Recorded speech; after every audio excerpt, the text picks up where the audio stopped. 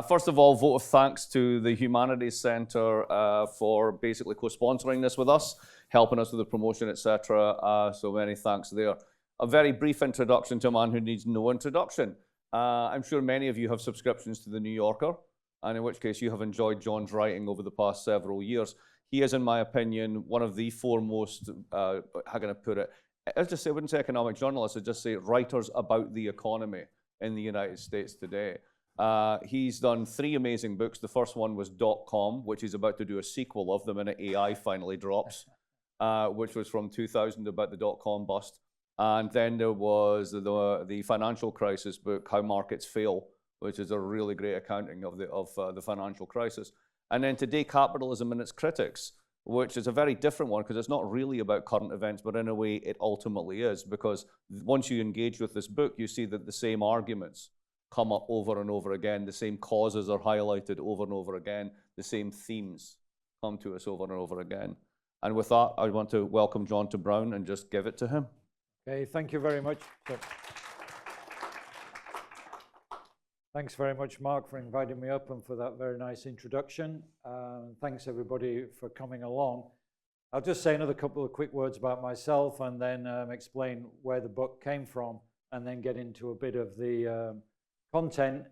And I'm not going to go on too long. I maybe speak for half an hour or so and then take questions. I think discussions often you get more out of than listening to some guy wittering on forever.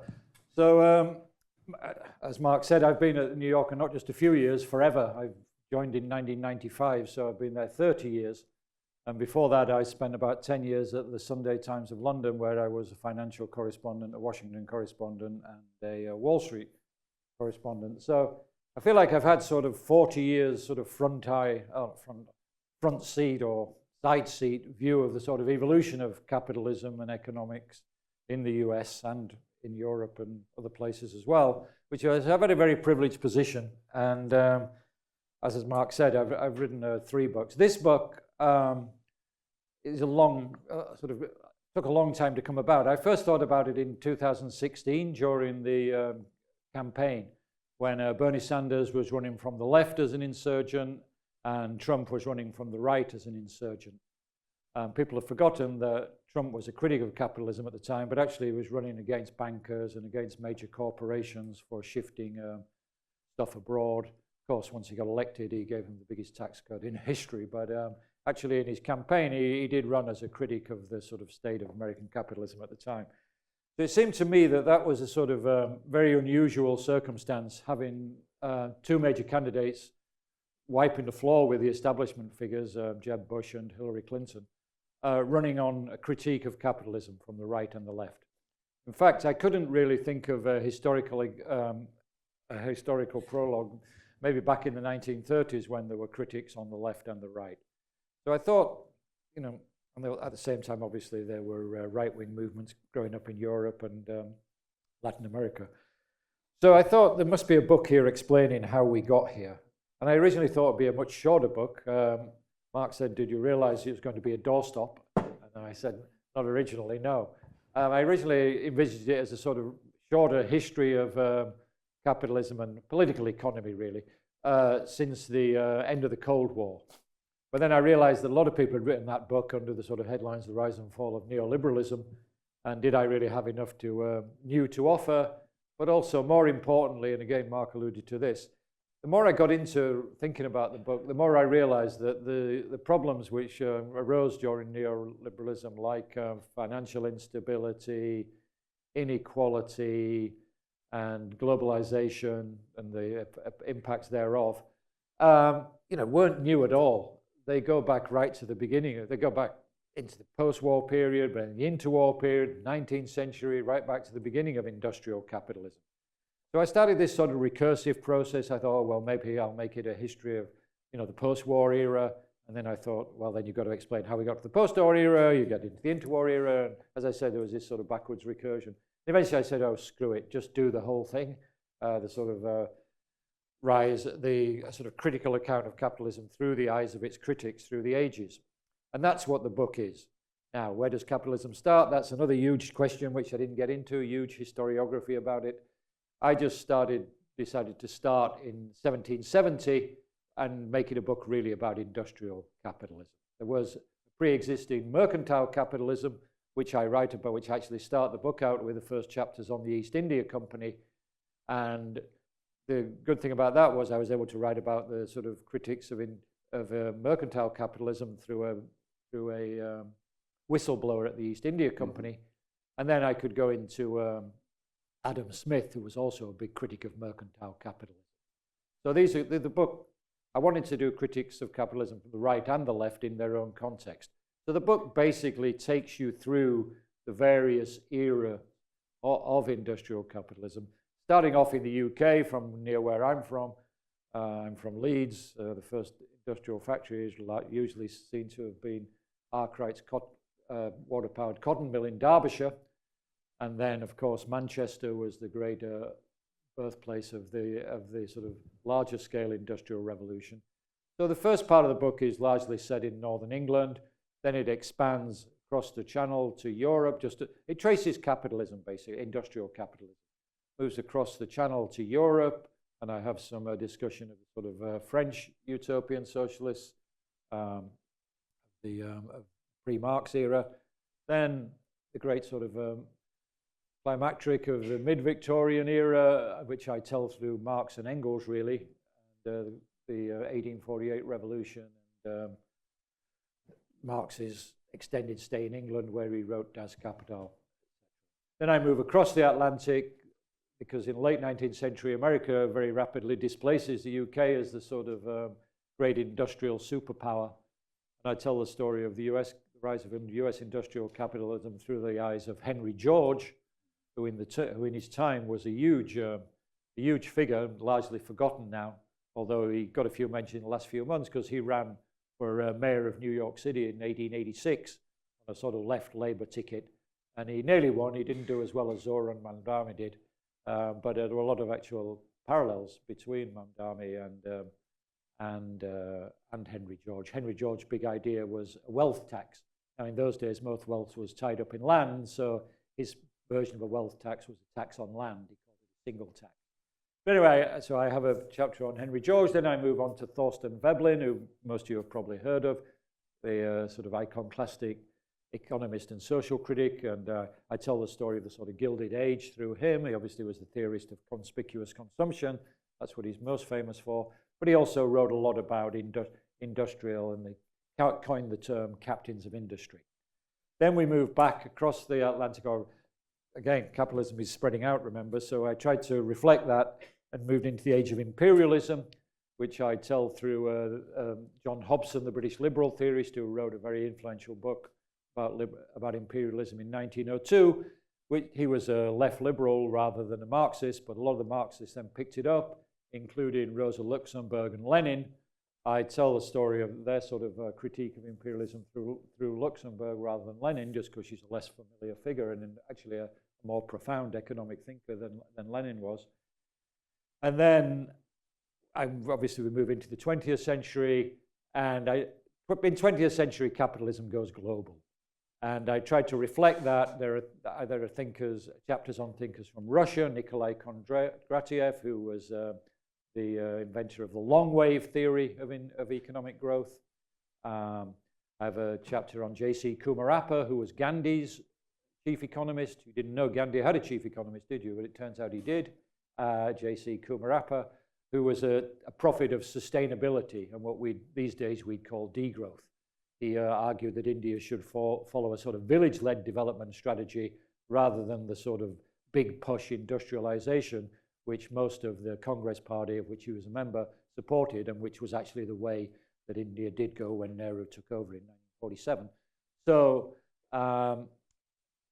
Kumarappa is sort of a forgotten critic. I then have addressed the racial critique of capitalism through Eric Williams, whose famous book, Capitalism on Slavery, appeared during the Second World War, who was from Trinidad and went to Oxford and then came back to the US and was an academic. Obviously, with the 1619 project in the US, that became a huge story a few years ago. But in economic history, it's been a huge story for decades. Even though Eric Williams himself, everybody talks about the Williams thesis, but they don't really explain where it came from. So it gave me an opportunity to address all that. Then moved to Latin America, which is again another often overlooked part of the world, and have a chapter on the dependency theorists of the post-war era, who were very skeptical about the prospects for incorporating developing countries, the periphery as they would call it, into the global capitalism. They basically argued that capitalism was set up to exploit the periphery rather than to develop it. And there's a famous book from one of these critics called The Development of Underdevelopment, which I go into all that, Anders Gunder's Frank, various others.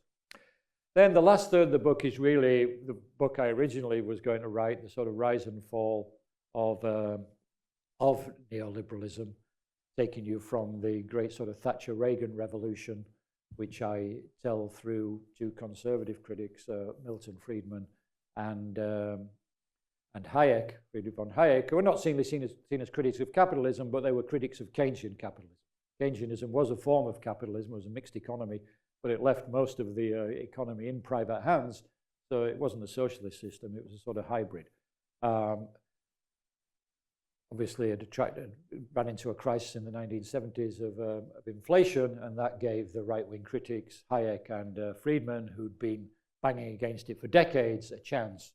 And the politicians in the UK and the US, Thatcher and Reagan principally, took their theories, ran with them, and that led to the great sort of right-wing counter-revolution of the 80s and 90s, which in turn helped give rise to globalization, because obviously the Soviet Union collapsed. China decided perhaps it should join the global economy after all. India had the same thought. And then we get into the modern era where capitalism goes truly global. So I have a chapter on some of the critics of that, Joe Stiglitz, Samir Amin, Danny Roderick. And then I have the last person who I give its own chapter to is Thomas Piketty. And that's really a way to tell the story of inequality, which was the great forgotten subject in economics for many decades. When I studied economics, which I did at Oxford and Harvard and NYU many decades ago, inequality hardly featured at all in the coursework. But now I'm told by students, that things have changed. And actually, certainly, I don't know about at Harvard and NYU, but certainly in the UK and Europe and other places, I hope Brown too, if you study economics, you have to study the rise and fall. And then the book finishes on the note, a sort of where do we go from here note. Because really, I mean, I'm guilty. The book is guilty of what historians call the crime of presentism, which is looking at the past through the present. I actually think all histories do that. I used to be a historian myself of sorts. And when you study historiography, all big history books, if you look at Macaulay or Gibbon or anybody, they're a product of their time. But anyway, I plead guilty up front to presentism. Well, I'm looking at the past from the perspective of now, so I try and draw it together in the last chapter and give a few ideas about where things go from here, what models of capitalism or socialism or whatever might be candidates to go ahead from here, all in the context of what I see as a crisis of legitimacy of the current system. That's what I saw in 2016 when I started out on the book. I then sort of took first 4 years out to write about the horror story of the first Trump administration, which turned out to be just a warm-up for the second one. But then when Trump was defeated, most liberals thought that was the end of him, I got down to the book and wrote it for most of the Biden administration.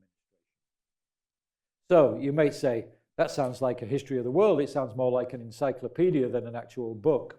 And I would plead partially guilty to that, but in mitigation, I would say, actually, I think it's got more coherence. It's got more coherence than I thought when I began, because, as Mark said, there are these unifying themes which run through capitalism from the beginning. And I'll just run through a few of them before we get to the questions. First one is this idea of globalization, which obviously has been the buzzword for the last 20 years or so. As I said earlier, there was a pre-existing form of capitalism, mercantile capitalism, which was an innately global system itself. The East India Company was called the East India Company because it was a state monopoly, because it did most of its business in India, buying goods from Indian producers, and in Asia, particularly Indonesia, what we now call Indonesia. The triangular slave trade itself was a global trade. It encompassed 4 continents, the famous triangular bits, from Europe to Africa to sort of Central America, but it incorporated South America and North America. So that in itself was a global trade. So capitalism in all its forms has always been global. And then in the 19th century, as industrial capitalism started to develop and spread out, Marx and Engels were among the very first to point out the innately global nature of capitalism. In fact, I'll give you a quote from the 1848 Communist Manifesto, which I wrote about actually back in the 1990s, and everybody at the time sort of said, "Why are you writing about Marx now?" I got a bit of stick for it, but turned out that they were so far ahead of their time. Anyway, this is Engels and Marx in the Communist Manifesto of 1848.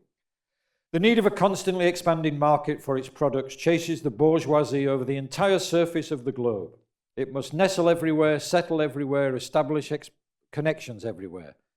The bourgeoisie has, through its exploitation of the world market, given a cosmopolitan character to production and consumption in every country.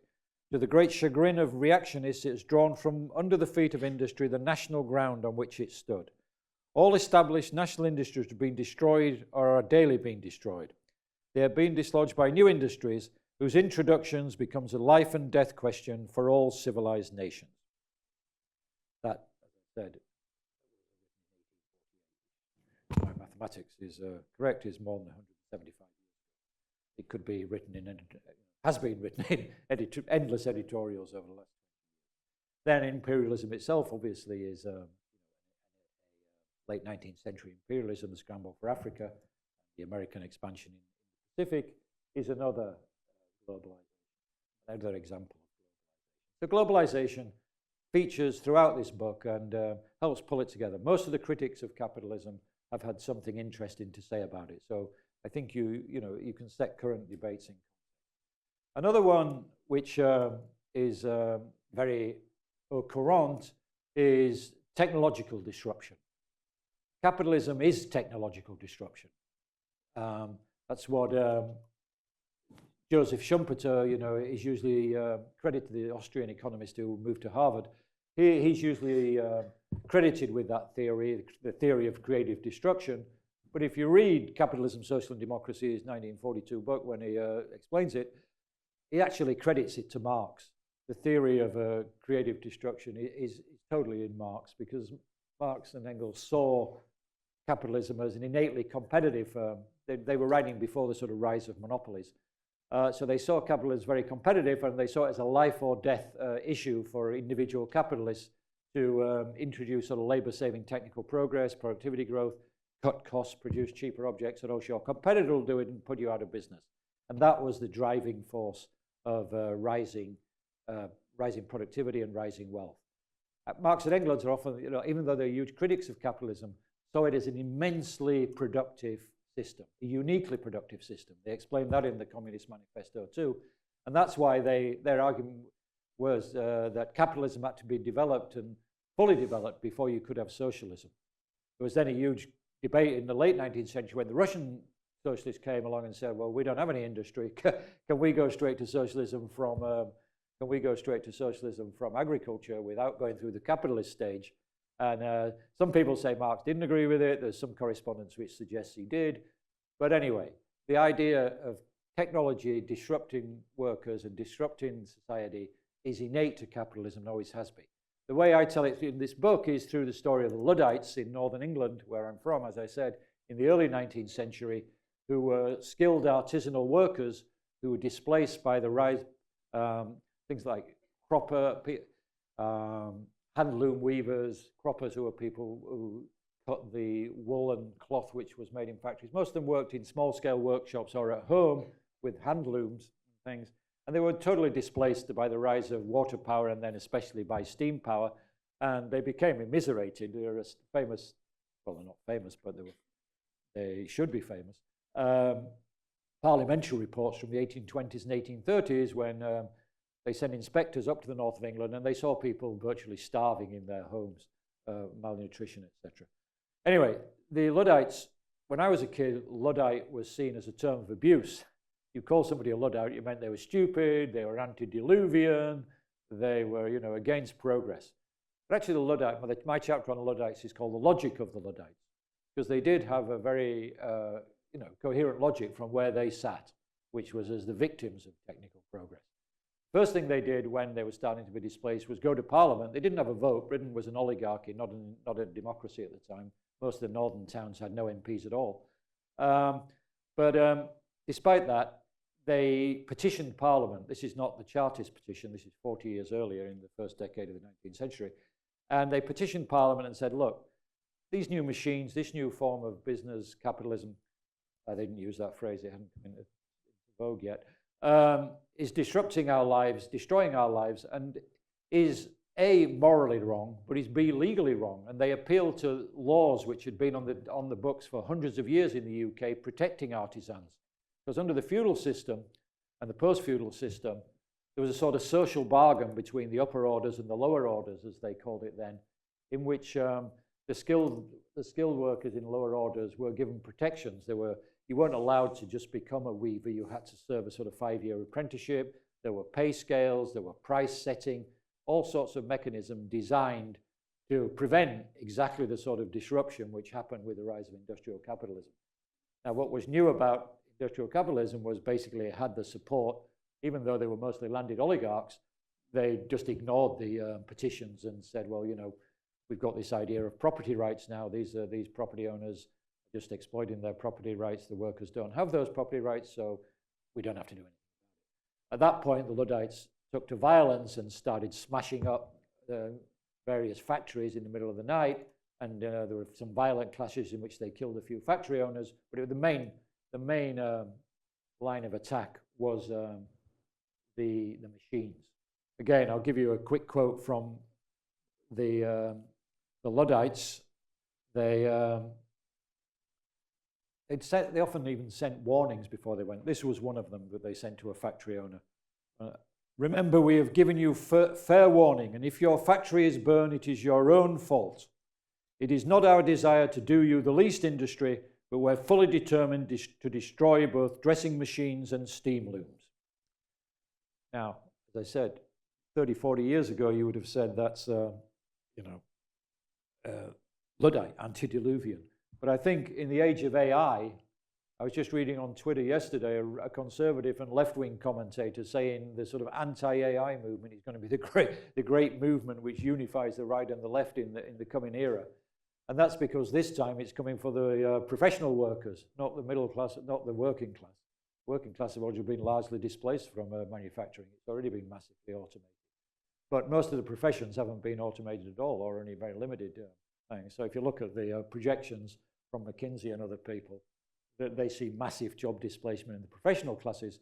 So I think there's a possibility or a scenario, I'm not saying it's going to happen, but I think it's worth considering, in which the professional middle classes become the Luddites in the next few decades and demand restrictions on the development of AI. So again, that's another theme which goes throughout the years. Third one is inequality, which I've spoke about briefly. Again, that goes right back to the beginning. Debates about inequality go right back to the beginning of industrial capitalism. As I said, I write about Marx and Engels, but Marx and Engels came actually pretty late to that debate. The so-called utopian socialists, first half of the 19th century, they were also onto this. I tell that story through William Thompson, an Irish laird who owned an estate in Cork, rural Cork. Ireland was part of the UK at the time, and he used to go over to London, and he stayed with Jeremy Bentham. He was basically a utilitarian. But in 1824, he published a book called An Inquiry into the Distribution of Wealth Most Conducive to Human Happiness. He basically made the argument that inequality not only was morally wrong, but was sort of logically inconsistent in that it didn't maximize utility.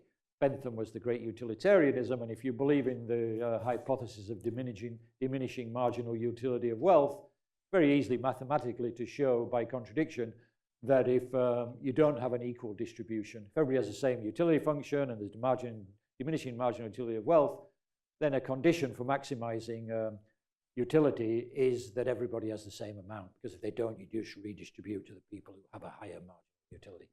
Now, William Thomson didn't use the math, but he laid out that argument in very plain English in 1824. He also very explicitly blamed the rise in inequality on the rise of the sort of factory system and capitalism. Here's a quote from his book. How comes it, he asks, that a nation abounding more than any other in the rude materials of wealth, in machinery, dwellings, and food, in intelligent and industrious producers, with all the apparent means of happiness, should still pine in privation? The answer, Thomson explained, was the rigid dividing line between propertyless producers, he called them, inverted commas, they were the workers, and the property-owning elite of capitalists. He didn't use the term capitalist, but that's what he meant, who owned the factories and the means of production and the machinery.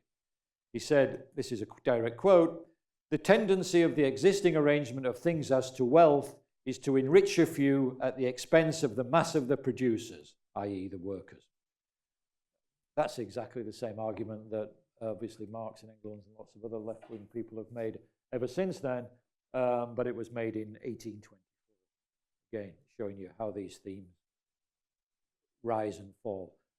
One thing I don't really address in the book, which is interesting, is why economists stopped talking about inequality in the post-war era, but that may be worth another book in itself. Another theme that runs through the book is the sort of nature of welfare and what is capitalism for ultimately.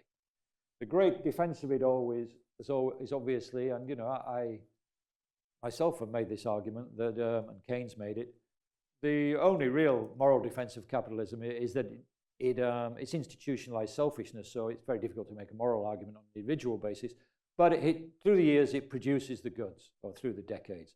I've only got two charts in this entire book, and the first one is the famous hockey chart of GDP growth, showing that for sort of thousands of years it just goes flat line along the x-axis until about 1770 when the book begins, and then as industrial capitalism picks up, it gradually picks up, and then basically goes up almost vertically unless you put it on a log scale. Even if you put it on a log scale, it still goes up very quickly. And that, you know, coincides obviously with the rise of industrial capitalism, and we've seen that in recent decades as well. Once China and India decided to incorporate fully into the global economy, they both enjoy rapid growth. But, so that's the defense of capitalism. Then the critique obviously as well, how equally is it shared? That's the one I just spoke about, inequality.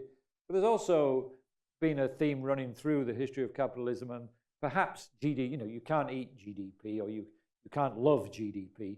Is GDP and profits and income, is that really what the economy should be organized around? Now that's also a theme running through this book. I refer to a quote from John Ruskin, the British sort of social theorist 19th century, in which he said, the ruler of Britain's not Victoria, it's Mammon, as they called it, which is a word for money. Mammon was the true god, he said. Thorsten Veblen, who again has a chapter in another figure who features prominently, was probably the most famous critic of in his time of just so unbridled materialism. And as I explain in that chapter, he makes the argument that, you know, most consumption, or a great deal of consumption, is wasteful. It's basically designed to keep up with the Joneses rather than to satisfy basic sort of material needs. Again, that theory, J.C. Kumarappa, who I've previously referred to, also made the same argument, although he didn't refer to Veblen, and he actually made the argument, he compared a sort of lowly public official in India living on a rattan mat in a sort of hut, really, with a worker in Britain or in the US who has sort of, you know, AC and all mod cons in his house. This is sort of 1930, so it wouldn't be all mod cons by these days, but all mod cons by 1930 standards.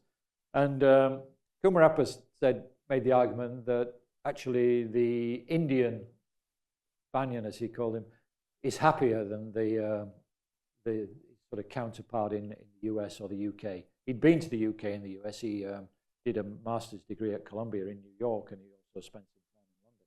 So he knew what he was talking about. that theory, again, that approach sort of, you see it today also in the degrowth movement, which I write about in my final chapter. Again, is very critical of industrial capitalism, sort of unbridled growthmanship, both on environmental grounds in that it's destroying the planet, but also on sort of welfare grounds that a lot of it is pointless and doesn't add to human welfare, so we should reorganize the economy very much on a sort of Kumarapan line, more energy intensive, localist production.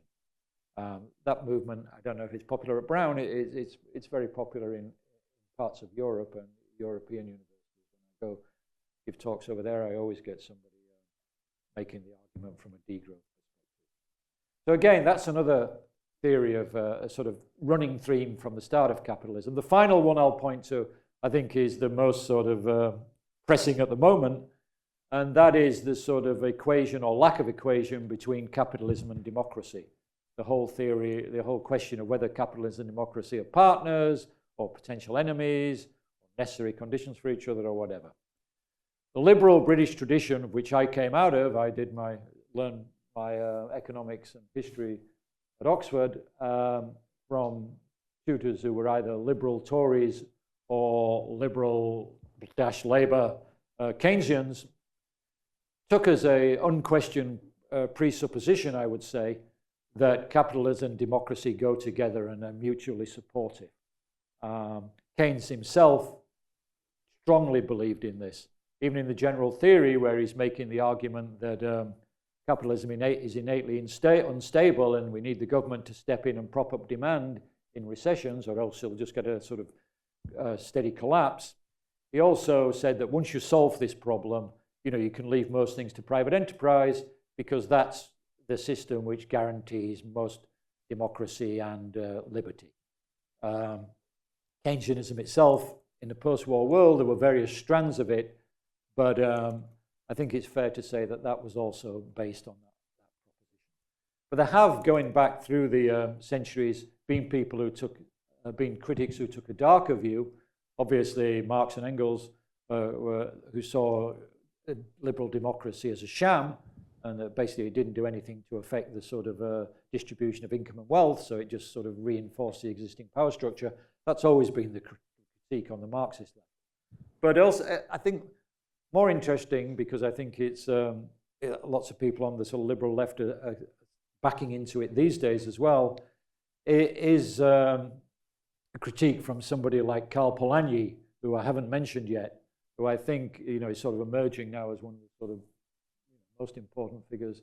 Mark has written an entire book about his using his title and about it. His great book on ideas in the 20th century makes much of this, so I'm beholden to him, and I cite him a couple of times in my chapter on Polanyi. But my interest in Polanyi is primarily in this question of the sort of relationship between capitalism and democracy.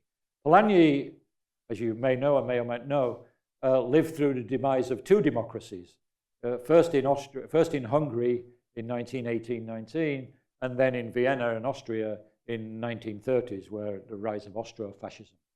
So I think if you've lived through the demise of two democracies at the hands of right-wing militias and sort of authoritarian groups, you naturally have a darker view than someone like Keynes, who is sitting in Cambridge, England, sort of going boating on the Cam. And that's what you see in Polanyi's work. He was a sort of, I would call him a liberal socialist with liberal, he believed in democracy as well. Journalist, and then he became an academic. In the 1930s, after he fled Austria to London, by the way, aside, Polanyi was Jewish as well, and some of his family members were actually murdered in the Holocaust, which would, again, obviously colored his views. But even before that, in the 1930s, he wrote some very interesting essays about capitalism and fascism. And he basically made the argument that capitalism, unbridled capitalism of the sort in the 19th century, and he saw the interwar period as an attempt to restore unbridled 19th century capitalism, is innately unstable. generates such economic and social problems that it's politically unstable. And eventually it will lead to an extreme to the right or the left. You'll either get a socialist takeover or a fascist takeover. I think I've got a quote from him on that as well. Let me just look. It's interesting, and I didn't really know much about this until I started reading the book. Because most people just concentrate on The Great Transformation, which was his famous book he wrote during the Second World War in Bennington, which I'll get to in a second. But anyway, this is from the 1930s. I think 1935, an essay on the essence of fascism. The mutual incompatibility of democracy and capitalism, Polanyi wrote, is almost generally accepted today as the background of the social crisis of our time. He's writing this from a European perspective, not a British or American perspective. He emphasized that both the left and on the right were agreed on this, and that there were only two solutions to the problem. These they are. One of them is the extension of democratic principle from politics to economics, or the second one is the abolition of the democratic political sphere altogether. In the first option, basically private ownership would disappear and we'd have socialism. This is essentially a socialism, Polanyi remarked. And the second option involved the abolition of the democratic political sphere, and this is quoting him, thus creating a situation where only economic life remains. Capitalism, as organized in the different branches of industry, becomes the whole of society. This is the fascist solution. As I said, for sort of 70 years or so, 80 years after he wrote those words, the sort of Keynesian system and its remnants were still in place in the West, and I think that sort of thinking was seen as alarmism.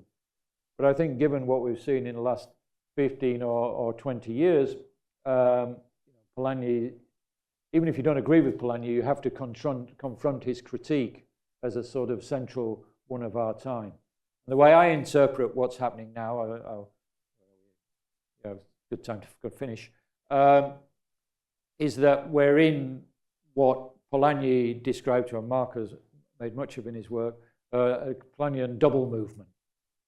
Double movement, as you probably know if you've been to Mark's lectures, is that capitalism develops along two lines. On the one line, there's the attempts to create a free market. He basically explains this mostly in the context of 19th century Britain, which was his sort of scholarly pursuit. But he also extends it to the interwar era. But this attempt to create a free market, free labor markets, free-flowing capital, no restrictions, government restrictions of any sort, but very liberal ones, produces a brushback. And that's the double movement, second movement, which is sort of spontaneous rising from below. You get efforts to restrict the market in various forms. In the 19th century, there were factory laws in Britain. Then there was the rise of the trade unions, which was initially opposed, but then was legalized in 1868. And then you see in Germany, a conservative, very conservative Chancellor, Otto von Bismarck, in the 1870s, because he sees the rise of the Socialist Party, he sees a sort of socialist threat from the left, says we have to head this off, and they introduced the first sort of prototype welfare state in Germany with social insurance, unemployment insurance, health insurance, etc. All that Polanyi sees as part of the double movement, but also populist movements like interwar fascism he sees as a sort of reaction to sort of unbridled capitalism, populist movements of the left and the right. So what I see, broad terms, the way I interpret the current situation, or the sort of post-hyper-globalization situation, I guess, which I guess you'd say started since the global financial crisis of 2008, 2009, which sort of discredited the sort of neoliberal model. I think we've had sort of a couple of decades of the double movement in the form of populist movements on the left and the right, basically undermining the legitimacy of the pre-existing system, including its sort of capitalist structures. And I'm not saying how it plays out, but you see, you can see this in various countries where there's a huge crisis of the center. When I was in the UK, was a member of the Labour Party. I would say I was a sort of centre-left of the Labour Party, sort of leftist Keynesian. And then in the US, you don't have any choice. I've always supported Democrats. but with various criticisms thrown in. But all these parties of the centre are now in what could be terminal crisis. Democrats are actually in better shape than the European parties. The Labour Party is now polling below the Greens and the Reform Party in the latest polls. I think it's got approval rating about 17%. Socialist Party in France is not doing any better, and the Socialist Party in Germany is also in possibly a terminal crisis. So you say, why? What's going on? Are they useless, these parties? And partly they are useless, but it's also because the way the economy has developed has basically taken their base away from them. Keynesianism and Keynesian social democracy, I haven't used that phrase yet, I should have used it more. Keynesian social democracy was based on an alliance between the working class and liberal intellectuals, basically, plus some liberal capitalists. What's happened in the last 30 or 40 years, one Western country after another, is that following the sort of assaults on the union movements, what's left of the working class has drifted right towards sort of quasi-authoritarian solutions. You see that economic nationalism, which promises to protect native industries, to massively limit immigration. America first. You now see the Reform Party in Britain using the term Britain first. The National Front in France has used similar terms for years, and the AfD in Germany. So, great challenge for people like me and people like you. You're much younger, so it's a bigger challenge for you. I won't be around for its denouement. Is how to construct some sort of 21st century social bargain, I think. Similar to the 20th century social democratic bargain. At this stage, but on this, because capitalism is now totally global, it's not only going to have to incorporate domestic political coalitions that win elections, but also some sort of global settlement, sort of updated Bretton Woods settlement, which can tackle issues like climate change and international tax evasion and global financial instability and international migration, all these transnational problems which can't be addressed on a local level. And that's another reason why the centre is being discredited. So, I try to be an optimist, and I think the great sort of hope for the sort of centre left, or whatever, even I guess the centre right too, is the extremes, especially the right extreme, don't really have the answers, and will eventually be discredited. But of course, the question going back to Polanyi is whether the democracy will still be in place when they are discredited. You guys may have views on that one. I'm happy to explore it a bit further in the question and answer session, or anything else I've talked about or haven't talked about. Thank you very much for listening.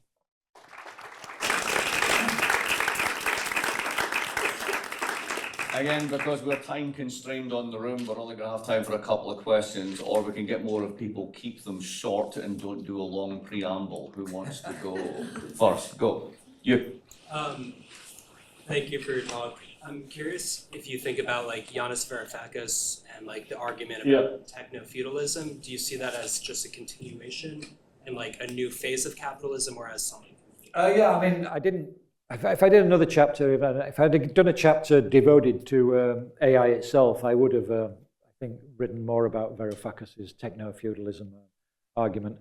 No, I think it's a continuation. I mean, it's a more extreme form of sort of monopoly capitalism, which does feature prominently in the book of sort of Luxembourg and various others.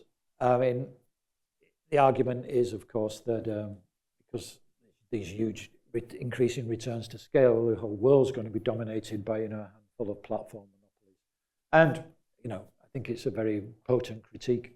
In the US, I think the way it's playing out is you're seeing this big division in the Democratic Party now between the sort of abundance movement and the sort of antitrust left movement, the sort of Lena Khan, Zoran Mondani wing of the party. I would be more aligned on that side of it. I think antitrust. You saw it also in in the late 19th century with the rise of when the antitrust laws were put into effect. I think that is going to be one of the huge dividing lines in the coming years on the left, because I wouldn't say the abundance movement is a purposeful method to avoid that. I think some of the people who make the abundance arguments genuinely believe them, but I don't think it can be avoided. So, hello, thanks for being here. Yesterday, Senator Rand Paul was here, and he said that we are living in the best of times because poverty has been reduced incredibly since 1820, when 98% of people were living in poverty, but now much less people. And something about inequality, he said that as long as we're getting wealthier, it doesn't matter that some people earn much more than other people. Yeah. He was saying that it's about envy. I mean, that's always been the conservative argument, the conservative justification for capitalism, that you don't have to worry about relative poverty so much. I mean, back in obviously Marx and Engels' days, they were very much focused on absolute privation and absolute immiseration. And that was the basis of the theory of revolution, basically, that the proletariat, because they were immiserated, would rise up and overthrow the system. It's a political mechanism, not an economics one. And the great challenge to the Marxists was in the late 19th century, wages did start to rise. First 50 years of capitalism, they didn't. It's called Engels' pause now by economic historians. They didn't rise much. But in the second half of the 19th century, they did, in the UK, the US, and Germany. And you can make arguments about why that happened. Was it the unions? Was it rising demand or whatever? Was it rising productivity? But anyway, basically, wages and productivity, if you follow the line in the 20th century, most of the 20th century did follow, did track each other. And that not only increased sort of living standards, it also reduced inequality. And we saw that, if you look at Piketty's famous U-shaped graph, for the first 70 years of the 20th century, inequality actually declines. But then I think the last 40 years have sort of given light to Paul's argument and to arguments of other people on the sort of libertarian right, because inequality not only produces relative privation and stagnant wages for large parts of the population, it also undermines the political system eventually, because the produces a sort of oligarchy, going back to Varoufakis, sort of industrial oligarchy. And even 10 years ago, I don't think anybody could have seen the extent that we've got to with basically Elon Musk buying the 24 election for Trump and then serving in the government himself. So I think, sure, that argument is always made, but I think even a lot of people on the right don't make that anymore, actually. If you go into Washington and go to places like the Cato Institute, or certainly the sort of American Compass, sort of more Trumpy people on the right, they do accept that inequality has to be addressed in some way. And their solution to it is sort of economic nationalism and industrial policy. Time for one more from this side of the room. Yes. I'm just curious, thank you so much for this. If you have any thoughts on the relation between sort of like highbrow critics of capitalism and like popular critics of capitalism, like you talked about the Luddites, which I would say is very much more of a popular movement. Yeah. Like the historian E.T. Thompson talks about like the bread riots. Yeah. And how you see that as being the same or different from like Thorstein Veblen or Hobson or these other sort of more, I guess, intellectual critics. I mean, obviously you've hit there on the great dilemma of the left. Why don't the workers echo their critiques? Seems obvious, when you see the university, lots of this stuff seems pretty obvious. Why don't the workers see it? I don't have a huge, sort of simple answer to that question. I will say that, if you're going back through history, one of the encouraging things studying sort of 19th century Britain was the rise of sort of working class literacy and working class political clubs, etc. If you study Chartism, for example, Engels got a lot of his ideas because he was a member of the local Chartist club in Manchester, and went to the Chartist Institute, where he saw workers actually giving talks. The whole idea of the sort of full product of labor theory of distribution, that the workers were being screwed because they weren't being given their full product, which you hear Bernie saying now pretty often, goes back to sort of 1820s, 30s UK, and was actually Hodgkinson and people like that, and Thompson. Thompson was an intellectual. Hodgkinson was a former factory worker. So, you know, it seems like in the original sort of decades of capitalism, the working classes did, you know, have the capacity for sort of critical thought, and I think they still do in a lot of ways. But I think it basically become politically alienated, and that may be a lot to do with the decline of unionism, but also, if you go to where I'm from, Leeds or Manchester, wherever they are, these great old post-industrial cities in the UK or the great post-industrial cities in the US, working people do think they've been left behind. The political system really doesn't mean anything to them, which gives the scope for the sort of Caesarist Trumps of the world to come along and say, you're exactly right, these politicians are all corrupt, they're all in it for themselves. So I don't really have an answer to that. I mean, as I said, that's why, as I said in closing, the great challenge for the left is to somehow produce that sort of bridge.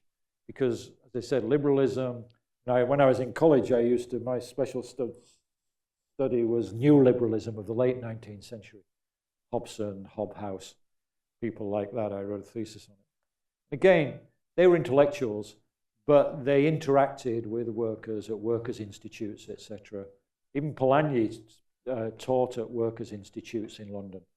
The sort of dividing line between the academia, I think partly it's academia's fault. It's become so specialized and so divorced from its local societies that there's very little crossover. And it's partly because of larger industrial themes which have led to sort of alienation and sort of nihilism on the part of a lot of working people. So again, I'm sorry if that's a sort of negative answer. On that happy note, sadly, we'll need to. The good news is that we're going to do a podcast, so the Road Centre podcast will have the two of us an extended conversation, so we'll be able to hopefully answer some of the questions you didn't get a chance to ask here. But thank you for coming.